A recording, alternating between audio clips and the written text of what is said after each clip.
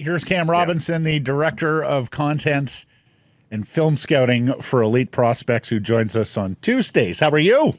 I'm doing well, fellas. How we doing? Well, we're doing better, Cam, because I can only imagine the tenor of the show had they lost in regulation yesterday to the New Jersey Devils. But they have life, and we're asking on our Surrey Mitsubishi poll question, did the win change your confidence level in the Canucks playoff push? Well, I think it had to, because if they didn't, they were cooked. That was nearly curtains if they lost that one in regulation. So yes, they showed resiliency. They clawed back. They got the point. They got the extra point. They needed it, and they got it done with a heavily depleted lineup at this point. So it speaks to just how good Quinn Hughes is, really. But that team banding together and really putting it all on the line. And Demco was great as well, stepping back into the lineup. So there's a lot of positives. At the end of the night, you could look at it and be like, all right, everything worked out in the end, and now they move on to play the Isles here. You mentioned Hughes, Cam, and look, he's missed 14 games this year, and so I think that's going to hurt him in terms of Norris Trophy and repeating as the award winner there, not to mention Hart Trophy. But can a case be made that Quinn Hughes has been the best player in the NHL this season?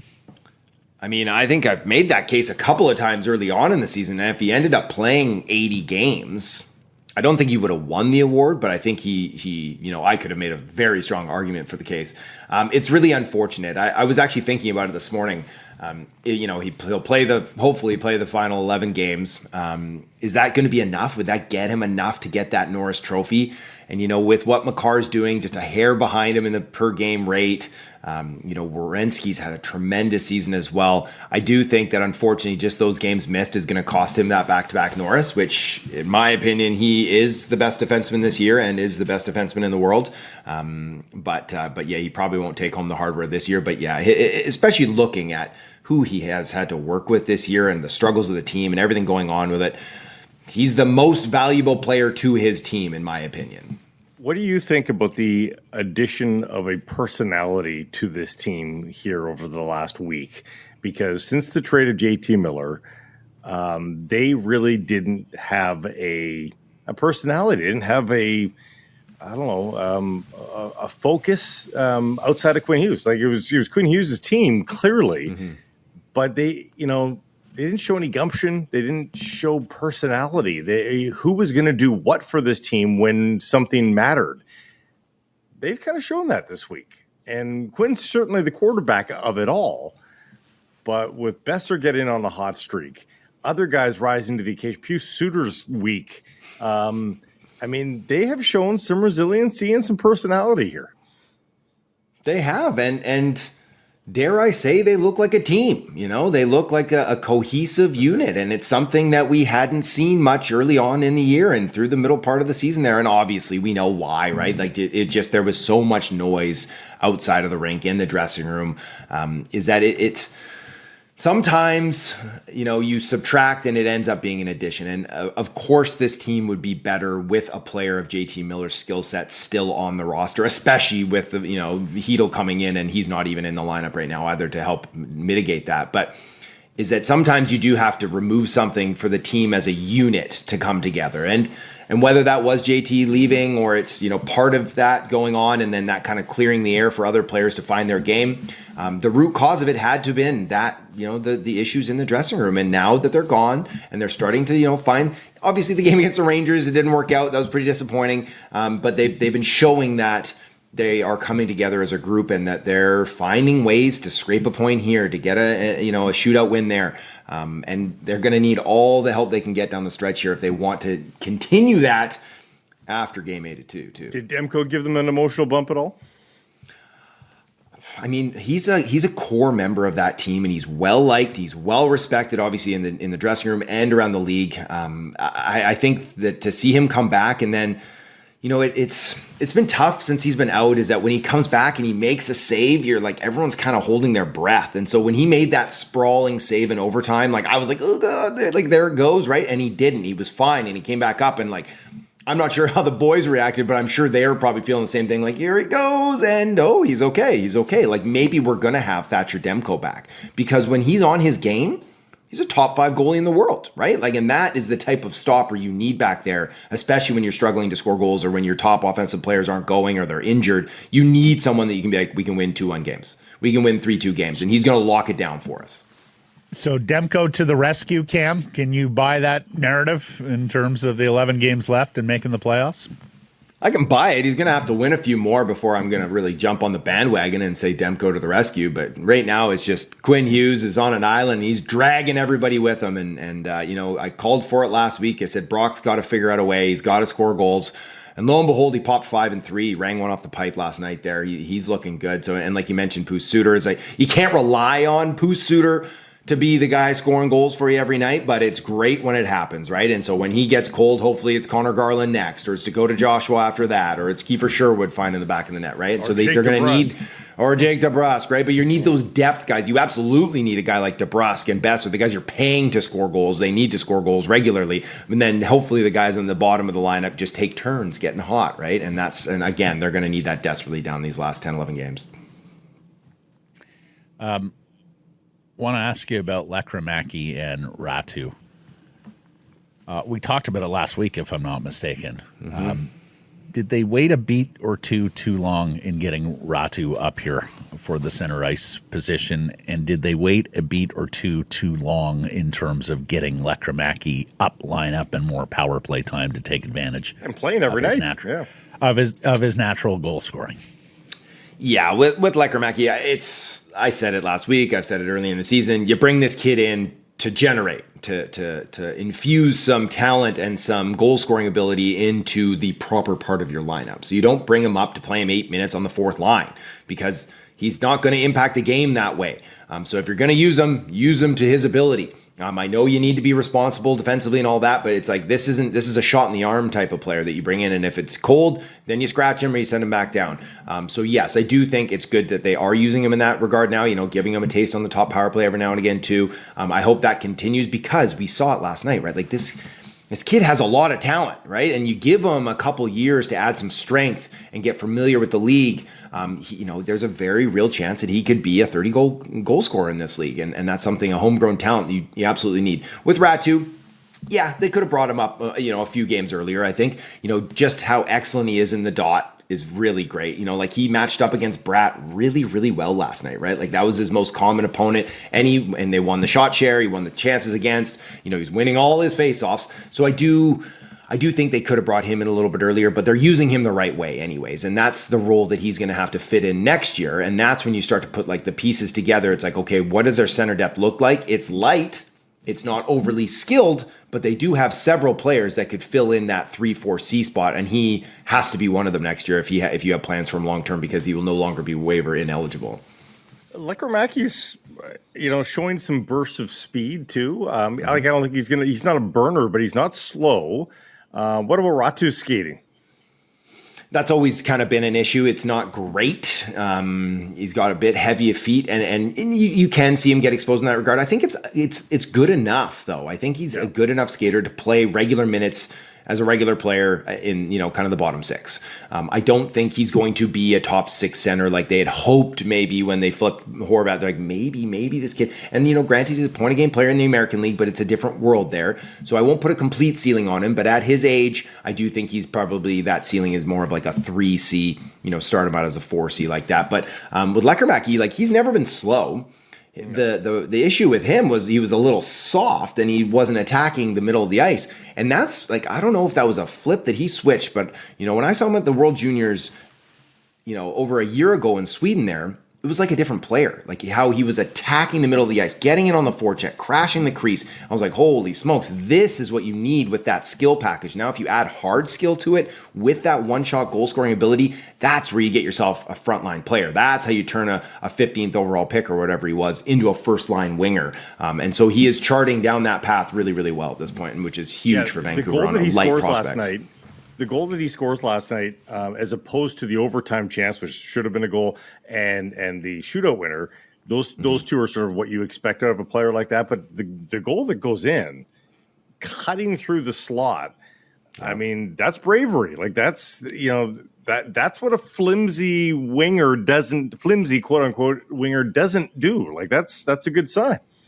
It's a great sign, absolutely, and then it's quick off the stick, right? And then it's pop. It just jumps off of his stick because he's a goal scorer and he knows how to get it off quickly. And he knows how to hit his spot, and that is, you got to have some cojones on you to get in there at that speed with your head up and be like, I might eat one here, right? But it's a high danger spot, and that's where you need to be to finish. Well, and in fairness, Cam, like you guys have been telling us, like he's done better in terms of adjusting to playing in the middle, playing in the guts of the ice, as talk about. Like what I love about it is in relatively short order, first time on the North American ice surface, he's adapted reasonably well to how you have to play the game here. Yeah, great sign for him. Not, when they drafted him, I liked the skill. I had him right around where they picked him on my board, where a lot of people had him higher, even in the top 10. I like the skill, but I questioned, is he going to just end up being a bit too soft to really let it translate and be a true player? And so absolutely, I think you're spot on there, Matt, is that, coming over to North America, the AHL isn't a fun league to play in either, right? Like it's gritty, it's grimy, you do get beat up a little bit, and the skill level isn't as high for some of these highly skilled players to really work off each other, give and goes and things like that, and finding that space. So now to adjust to the AHL and now to come up, and he's finding his way in the NHL a little bit here too. I mean, with a really strong offseason of training, like there's a world where he could step in and be a piece for them, maybe score 15 or 20 next year. Yeah. The issue right now with playing him up lineup is what is that lineup when your centers are passing him? Nilsson and Ratu. But of those three, like that's presuming that Besser and DeBrusk are going to play with Suter. Like of those three other centers, is one a better fit for him than the others, or does it really matter? No, I guess Teddy Bluger maybe is the better fit for him. Like he just has the most experience at the NHL level. Give me Bluger if you're making me pick my poison here. Yeah. I thought you might go with his countryman. They played with him on some at Abbotsford, but I hear what you're saying. Yeah. Pius Suter, you mentioned him. We had the debate last week. AFP Analytics projecting like 4x4 on a contract extension. What do you think? What do you think about that on Suter? Well, let's just say, like Patrick Allvin, he had the crystal ball out. He knew that Hedl was going down. He knew that Pettersson was going down. That's why he wasn't traded at the deadline. He knew we can't trade our first line center here for a second or a third round pick. That'd be disastrous. Thank goodness, hey, thank goodness they didn't. So as far as extending him goes, I mean, he's going to be 29 here in a minute. It's having a career year in a contract year. He's only broken 30 points once before this season. He is scoring at a career rate. He's only 43% in the dot this season, but very strong defensively. Very strong defensively. You look at some of the contract comparables around that 4x4, like Max Domi got 4x375 last year. Different player, more offensive, far less defensive, has really struggled this year. Hasn't been great. Like Dickinson, right? He's got 4x2.25. Christian Dvorak's making 4.5. Like these are players that I would give me Pius Suter over those guys. Right. So if it is 4x4 and he is your third line center, I'm totally fine with that. And then when Hedl gets another concussion, unfortunately, that's just how these things go, and he can step up and be your 2C for a short duration, I guess that's fine too, because we can see that he can get hot enough and he can play well enough that he can handle that role in short bursts. I wouldn't like that as my second line center on a contender. But yeah, I think he's earned that tag, and good for him to have a career year in a contract season. He's going to get his bag. But if all of a sudden it's like he wants $5 million, or he wants 5x5 or something like that, now I'm like, because you're probably going to be taking it on the nose and the backside of that deal. Canucks versus the Islanders this weekend. Who's more desperate? What does that look like? I mean, according to 500, the Canucks are the better team here over the New York Islanders, who are arguably, closer to the playoffs. They're both 1 point back effectively when you factor in games in hand for the Vancouver Canucks. What does that game look like? Who seems more desperate, do you think? Who prevails? Yeah, I mean, you always give a nod to the home team in situations like that. They're going to have the fans behind them there too. But, they're both kind of in a similar spot where their top centers are either gone or hurt or struggling. You would hope that Vancouver can keep this rolling a little bit because they need that, right? You mentioned the game in hand. Like, they need to get that win with that game in hand, because as it stands right now, like, St. Louis has I think Money Puck has them at 44%. Calgary's even ahead of Vancouver still with the games in hand that they have as well. So it's like they need to win a lot of games here down the stretch. And so against a team like the Islanders, where you could, conceivably put them on par, but yeah, I would say Vancouver is the better team. You have to come away with a win against them too. But it's not easy traveling. It's a short travel, at least down the turnpike a little bit there. But so it's an opportunity. They can definitely get a W here, but you're not kidding that the Islanders are also desperate for victory points here too. And you know that they're not going to give in easily. They've given no indication that Filipino will come back on this road trip, but wouldn't that have been a nice thing to hear for the team, that they could at least fly him back across the country after losing Höglander and Pettersson? But it appears they will remain all these men down for the remainder of the trip, I guess, huh?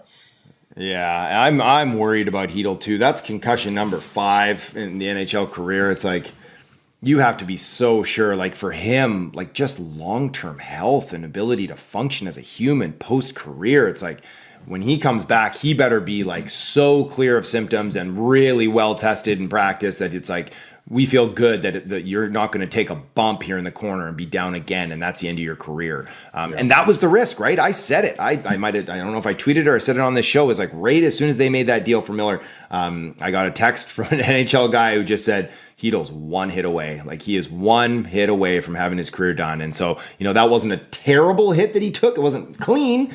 It could have been worse for the head, but it's like that whiplash there. It's like, I would give him so much space, which sucks for Vancouver because they obviously could use him. But yeah, I think you have to be super careful with him. Lastly, Cam, and we'll put it up here on the screen for everyone on YouTube and on visual mediums, but Tom Wielander, Canucks prospect at Boston University. We now know the draw for the NCAA Division I Men's Ice Hockey Championships. He starts Thursday against Ohio State in the Toledo Regional.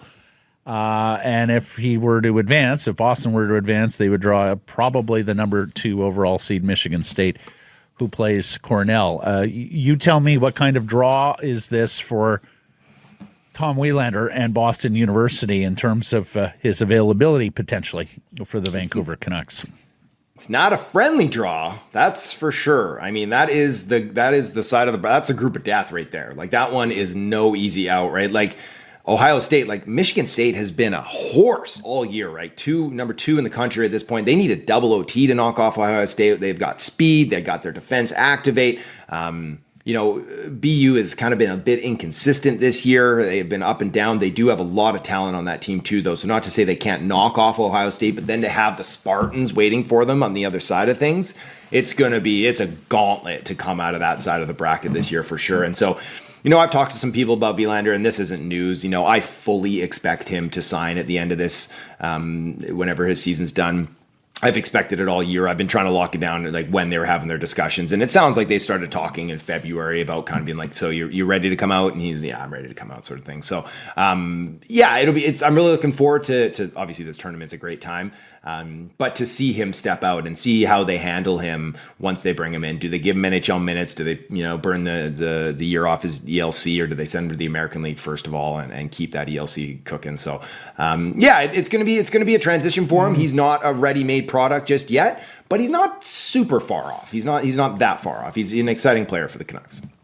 Thursday, 11 a.m. puck drop for Boston University, and really it's going to be a home game for Ohio State in Toledo, in the home state.